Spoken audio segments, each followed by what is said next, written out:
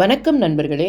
மறைந்து கிடக்கும் வரலாற்று உண்மைகளை உங்களிடம் கொண்டு சேர்க்கும் மறைக்கப்பட்ட வரலாறு சேனலுக்கு உங்களை அன்புடன் வரவேற்கிறேன். உலகம் முழுவதும் பரந்த பேரரசுகள். வரலாறு அது ஒரு புத்தகம் அல்ல, அது மனிதனின் கனவுகளால் எழுதப்பட்ட இரத்த கவிதை. காலத்தின் ஒவ்வொரு அத்தியாயத்திலும் ஒரு பேரரசு பிறந்தது, ஒரு குரல் எழுந்தது, ஒரு சூரியன் மறைந்தது. மண், மகிமை, மக்களின் இதயங்கள், இவை மூன்றின் மீது கட்டப்பட்டது பேரரசு என்ற மாயை. சக்கரவர்த்திகள் உருவாக்கிய உலகம் அவர்கள் வீழ்ந்த பின் கூட மனித ஞானமாக உயிர் பெடுத்தது. இன்று நாம் பயணிக்கப் போவது உலகம் முழுவதும் பரந்த பேரரசுகளின் கதைகளில் மௌரியர் முதல் ரோமானியர் வரை, எகிப்து முதல் மாயா வரை மனிதனின் ஆட்சி கனவுகளின் பயணம் இது. ஆசியா மனித நாகரீகத்தின் பிறப்பிடம். இங்கேதான் முதல் சக்கரவர்த்திகள் எழுந்தனர், முதல் நூல்கள் எழுதப்பட்டன, முதல் யுத்தங்கள் நடந்தன. மௌரிய பேரரசு, சந்திரகுப்தரின் உறுதி, சாணக்கியரின் ஞானம், அசோகரின் அன்பு, ஒரு நாள் இரத்தத்தில் நனைந்த வாள் அசோகரின் கையில் தியானத்தின் வாகனமாக மாறியது. பிறகு குப்தர்கள், கல்வி, கலை, அறிவியல் ஆகியவற்றின் பொற்காலம். நாலந்தா என்ற கல்வி தீபம் உலகம் முழுவதும் ஒளி தந்தது. கிழக்கில் சீன பேரரசுகள், ஹான்தாங் மிங், ஒழுங்கு, ஒற்றுமை, ஒளி என்னும் 3 தூண்களால் கட்டப்பட்ட நாகரீகம். அவர்கள் கலைகள், சீன சுவர் இன்றும் காலத்தை வென்ற சின்னங்கள். உலகம் முழுவதும் பரந்த பேரரசுகளில் வரலாறு அது ஒரு புத்தகம் அல்ல, அது மனிதனின் கனவுகளால் எழுதப்பட்ட இரத்த கவிதை. பண்டைய ஆப்பிரிக்க மணல் பரப்பில் மறைந்திருக்கும் மர்மங்களின் மண்ணு. இங்கு பிறந்தது வரலாற்றின் முதல் பேரரசு எகிப்து. நைல் நதிக்கரையில் உயர்ந்த பிரமிடுகள் காலத்தின் சத்தத்தை கேட்கும் கற்களாய் இன்னும் நிற்கின்றன. பார்வோர்கள் தெய்வத்தின் முகமாக மனிதராய் வாழ்ந்தவர்கள். அவர்கள் கட்டிய நினைவுகள் மரணத்தை கூட தோற்கடித்தன. நூற்றாண்டுகள் பின்பு கருப்பு மண்ணின் இதயத்தில் எழுந்தது மாலி பேரரசு. மன்சா மூசா என்ற மன்னன் செல்வமும் ஞானமும் சேர்ந்து உருவான ஒரு சின்னம்.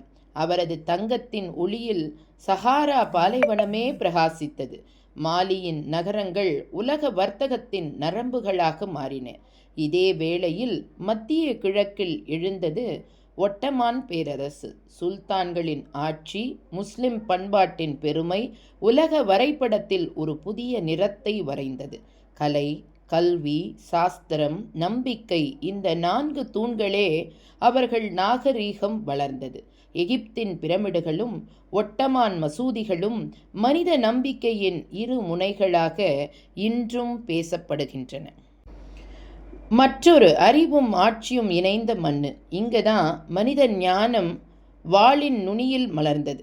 கிரேக்க பேரரசு, தத்துவம், கலை, ஜனநாயகத்தின் தாய் நிலம். சாக்ரட்டிஸ், புளூட்டோ, அரிஸ்டாட்டில் மனித சிந்தனையின் 3 சூரியர்கள்.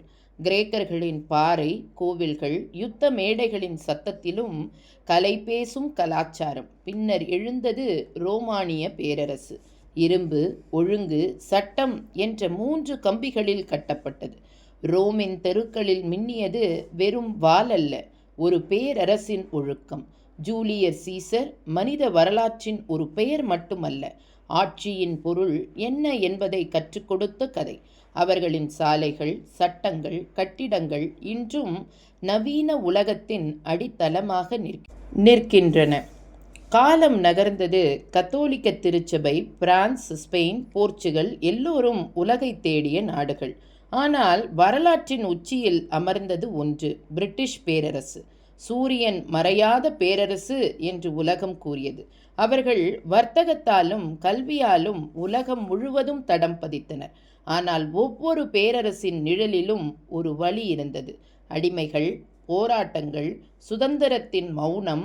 ஐரோப்பா மனிதனுக்கு நாகரீகத்தின் ஒளியையும் பேரரசையின் இருளையும் கொடுத்தது. அதுதான் அதன் சுவடுகள் இன்றும் உயிருடன் இருப்பதற்கான காரணம். அந்த கடல் கடந்த புது உலகம், மாயமான மலைகளும் அடர்ந்த காடுகளும் தெய்வத்தின் நிழல் போல் வாழ்ந்த நாகரீகங்களும் நிறைந்த மண்ணு.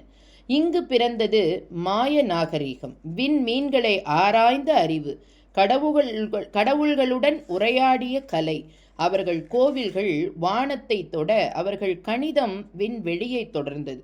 ஒவ்வொரு கல்லிலும் மறைந்திருக்கும் ஒரு பிரெஞ்சு குறியீடு. அடுத்ததாக பிரபஞ்ச குறியீடு. அடுத்ததாக எழுந்தது அஸ்டெக் பேரரசு.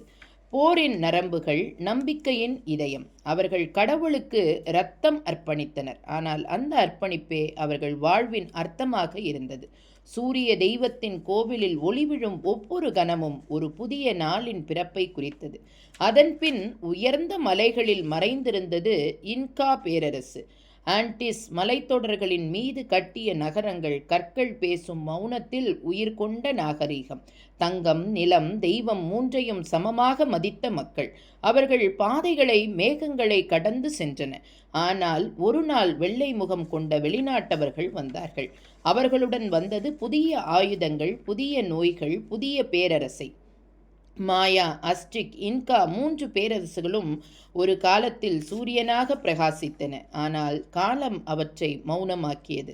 அவர்களின் கோவில்கள் இன்றும் மழைமூட்டம் வழியே செல்லும். பேரரசுகள் அழிந்தாலும் நம்பிக்கை என்றும் உயிருடன் உள்ளது. பேரரசுகள் எழுந்தன, மக்களின் கனவுகளில் மலர்ந்தன. ஆனால் காலம் ஒவ்வொன்றையும் மறித்துவிட்டது. தங்கம், வாள், மண், வெற்றி அனைத்தும் காலத்தின் முன்னிலையில் சிறியவையாக்கியது. ஆனால் ஒரு விசித்திரமான உண்மை, மனித ஞானம், கலை, நம்பிக்கை காலத்தை வென்றது.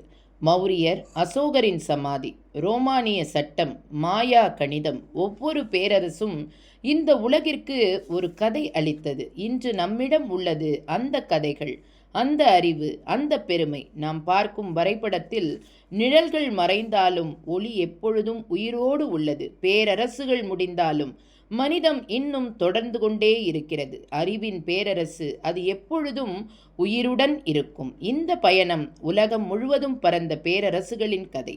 நம்மை சிந்திக்க வைக்கும், கனவுகளால் உயர்த்தும், மனிதனின் பெருமையை உணர்த்தும் பயணம். நன்றிகள் பல.